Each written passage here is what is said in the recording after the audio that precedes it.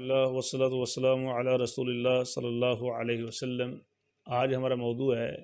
قیام اللیل کے حوالے سے، اور بالخصوص دوران اعتکاف قیام اللیل کے اندر بالکل ذرا سی بھی سستی نہیں کرنی چاہیے،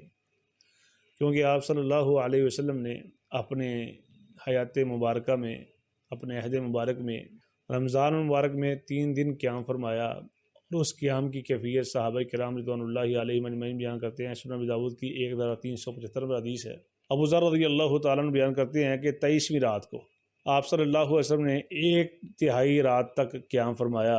اور پھر آپ نے 24ویں رات کو قیام نہیں کیا، 25ویں رات کو آپ صلی اللہ علیہ وسلم نے ہمارے ساتھ قیام فرمایا، اور آدھی رات تک قیام فرمایا، اور آدھی رات جب گزر گئی نا تو آپ صلی اللہ علیہ وسلم قیام سے فارغ ہو گئے۔ تو ہم صحابہ کی خواہش تھی کاش اللہ کے نبی علیہ الصلوۃ والسلام ہمارے ساتھ قیام فرمائیں اور پوری رات قیام ہو۔ اللہ کے نبی علیہ الصلوۃ والسلام نے صحابہ کرام رضوان اللہ علیہم اجمعین کی خواہش کو دیکھ کر ارشاد فرمایا، انہ من قام مع الامام، جس نے امام کے ساتھ قیام کیا نا، حتیٰ ینصرف، حتیٰ کہ امام قیام سے فارغ ہو گیا ہے،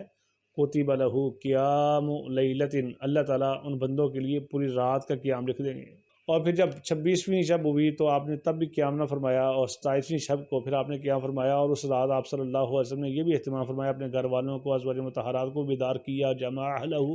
اپنے گھر والوں کو بھی اکٹھا فرمایا، اور قام قیاما طویلا، اس رات آپ نے اتنا لمبا قیام فرمایا کہ ہمیں یہ ڈر ہو گیا کہیں یفوتنا الفلاح وفی روایتنا السحور، کہ سحری فوت نہ ہو جائے۔ یعنی آپ صلی اللہ علیہ وسلم نے اس قدر بھرپور آپ صلی اللہ علیہ وسلم نے اس رات سے استفادہ فرمایا۔ اور اللہ تعالیٰ نے قرآن پاک کے اندر جہاں متقین کی صفات کا تذکرہ فرمایا، وہاں پر یہ بھی ارشاد فرمایا، اعوذ باللہ من الشیطان الرجیم، کانوا قلیلا من اللیل ما یہجعون وبالاسحار هم یستغفرون، کہ متقین بندے رات کو کم ہی سوتے ہیں، کم ہی آرام کرتے ہیں، اور سحری کے وقت وہ اللہ تعالیٰ سے بخشش استغفار کرتے ہیں۔ اور آپ صلی اللہ علیہ وسلم نے مدینہ منورہ میں جو پہلا خطبہ ارشاد فرمایا، سیدنا عبداللہ بن سلام رضی اللہ تعالیٰ عنہ بیان کرتے ہیں، سنن ابن ماجہ کی 1334 نمبر حدیث ہے، کہ آپ صلی اللہ علیہ وسلم ارشاد فرماتے ہیں، یا ایھا الناس، اے لوگو، افشوا السلام، سلام کو عام کیجیے،